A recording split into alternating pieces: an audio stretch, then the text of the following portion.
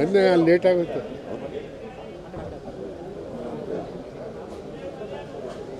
ಒಬ್ಬೊಬ್ಬರ ಕೇಳಿ ಸರ್.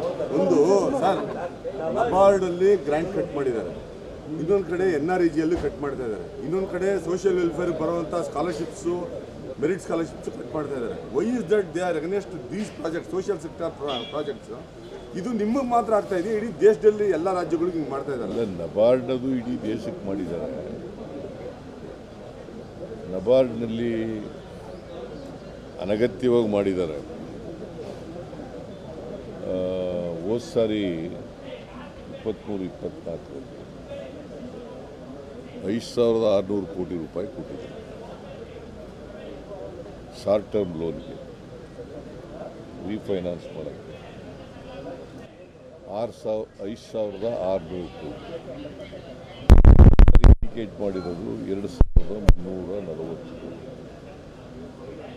ಎಷ್ಟು? 2,340 ಕೋಟಿ.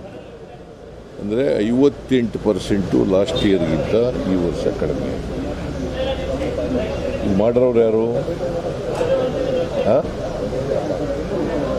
ಯಾರ್ರೀ?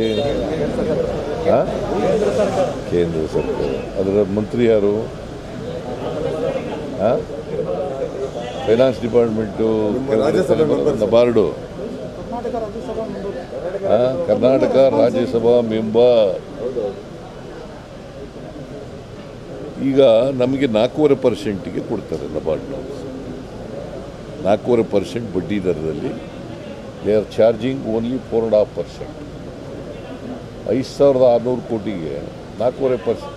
ನಾವು ಈಗ 5 ಲಕ್ಷದವರೆಗೆ ಶಾರ್ಟ್ ಟರ್ಮ್ ಲೋನ್ಗೆ 5 ಲಕ್ಷದವರೆಗೆ ಬಡ್ಡಿ ತಗೊಳ್ಳಲ್ಲ. ಅಂದರೆ 4.5% ಕೊಡ್ತಾರಲ್ಲ, ಆ 4.5% ನಾವು ಕಟ್ತೀವಿ. ನಿಮ್ಗೆ ಅರ್ಥ ಆಯ್ತಾ? ಕರ್ನಾಟಕ ಸರ್ಕಾರ ಕಟ್ಟುತ್ತೆ.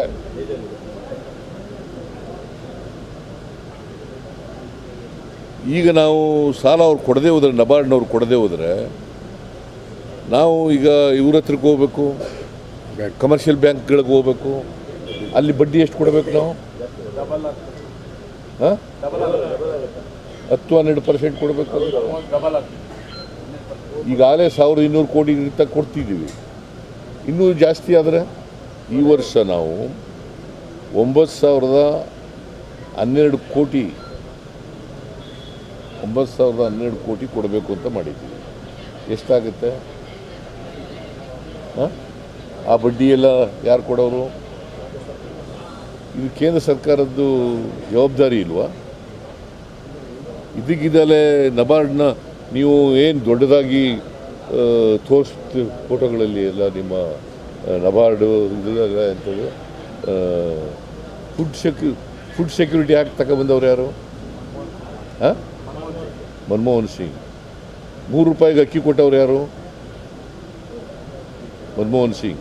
ಆಗ ಮುರಳಿ ಮನೋಹರ್ ಜೋಶಿ ಏನಂತ ವಿರೋಧ ಮಾಡಿದ್ರು ಗೊತ್ತಾ ನಿಮಗೆ? ಹೇಳಪ್ಪ. ನೀನು ಏನಂತ ವಿರೋಧ ಮಾಡಿದ್ದ? ಏನಂತ ಗೊತ್ತಾ ನಿನಗೆ? ಏನಂತ ವಿರೋಧ ಮಾಡಿದ್ದ ಅಂತ?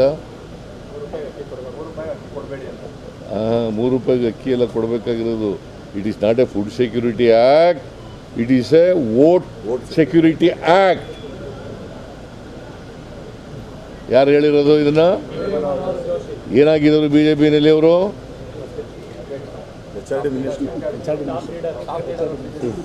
ಮತ್ತೆ ನೀವು ಸಿದ್ದರಾಮಯ್ಯನವ್ರು ಕಟ್ ಮಾಡಿಬಿಡ್ತಾರೆ, ಸಿದ್ದರಾಮಯ್ಯನವ್ರ ಸರ್ಕಾರ ಕಟ್ ಮಾಡಿಬಿಡ್ತಾರೆ, ಬಡವರ ಅಕ್ಕಿ ಕಿತ್ಕ